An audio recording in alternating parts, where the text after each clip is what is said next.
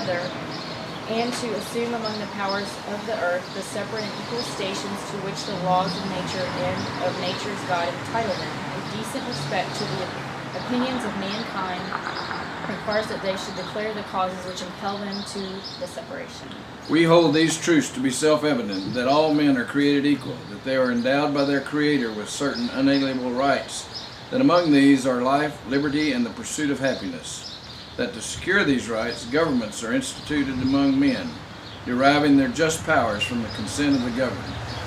That whenever any form of government becomes destructive of these ends, it is the right of the people to alter or to abolish it, and to institute new government, laying its foundation on such principles and organizing its powers in such form as to them shall seem most likely to affect their safety and happiness.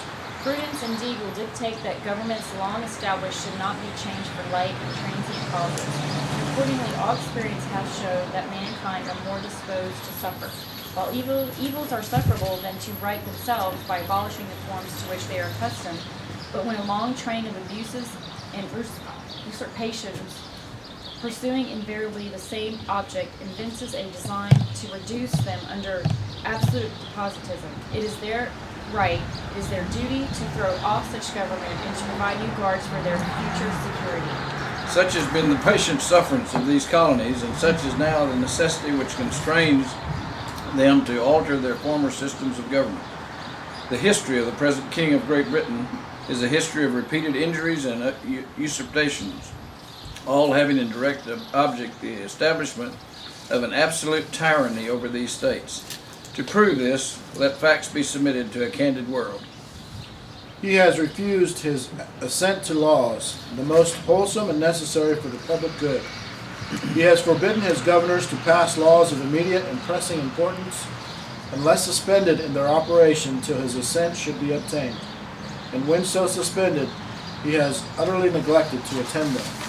He has refused to pass other laws for the accommodation of large districts of people, unless those people would relinquish the right of representation in the legislature, a right accessible to them and formidable to tyrants only. He has called together legislative bodies at places unusual, uncomfortable, and distant from the depository of their public records, for the sole purpose of fatiguing them into compliance with his measures.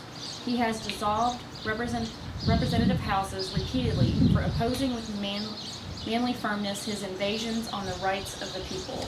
He has refused for a long time after such dissolutions to cause others to be elected, whereby the legislative power, incapable of annihilation, have returned to the people at large for their exercise, and the state remaining in the meantime exposed to all of the dangers of invasion from without and convulsions from within. He has endeavored to prevent the population of these states, for that purpose obstructing the laws of naturalization of foreigners, refusing to pass others to encourage their migrations hither, and raising the conditions of new appropriations in lands. He has obstructed the administration of justice by refusing his assent to laws for establishing judiciary powers. He has made the judges dependent on his will alone for the tenure of their offices and the amount and payment of their salaries. He has erected a multitude of new offices and sent hither swarms of officers to harass our people and eat out of their substance. He has kept among us in times of peace standing armies without the consent of our legislatures. He has effected to render the military independent of and superior to the civil power. He has combined with others to subject us to jurisdiction foreign to our Constitution and unacknowledged by our laws, giving his assent to their acts of pretended legislation, for quartering large bodies of armed troops among us, for protecting them by a mock trial from punishment for any murders which they should commit on the inhabitants of these states, for cutting off our trade with all parts of the world, For imposing taxes on us without our consent, for depriving us in many cases of the benefit of trial by jury, for transporting us beyond seas to be tried for pretended offenses, for abolishing the free system of English laws in a neighboring province, establishing therein an arbitrary government, and enlarging its boundaries so as to render it as at once an example and fit instrument for introducing the same absolute rule into these colonies. for taking away our charters, abolishing our most valuable laws, and altering fundamentally the forms of our government, for suspending our own legislatures, and declaring themselves vested with the power to legislate for us in all cases whatsoever. He has abdicated government here by declaring us out of his protection and waging war against us. He has plundered our seas, ravaged our coast, burnt our towns, and destroyed the lives of our people. He is at this time transporting large armies of foreign mercenaries to complete the works of death, desolation, and tyranny, already begun with circumstances of cruelty and perfidy, scarcely paralleled in the most barbarous ages, and totally unworthy the head of a civilized nation.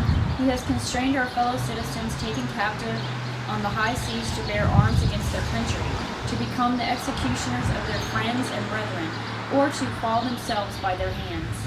He has excited domestic insurrections amongst us, and has endeavored to bring on the inhabitants of our frontiers the merciless Indian savages, whose known rule of warfare is as undistinguished destruction of all ages, sexes, and conditions. In every stage of these oppressions, we have petitioned for redress in the most humble terms. Our repeated petitions have been answered only by repeated injury. A prince whose character is thus marked by every act which may define a tyrant is unfit to be the ruler of a free people.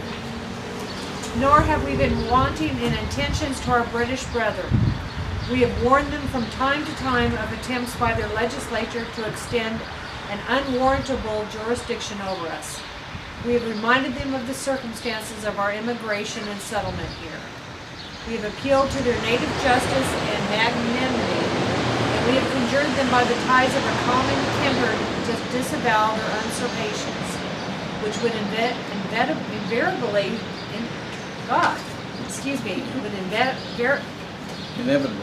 inevitably interrupt our connections and correspondence. They too have been deaf to the voice of justice and consanguinity. We must therefore acquiesce in the necessity which denounces our separation and hold them as we hold the rest of mankind, enemies in war and peace friends.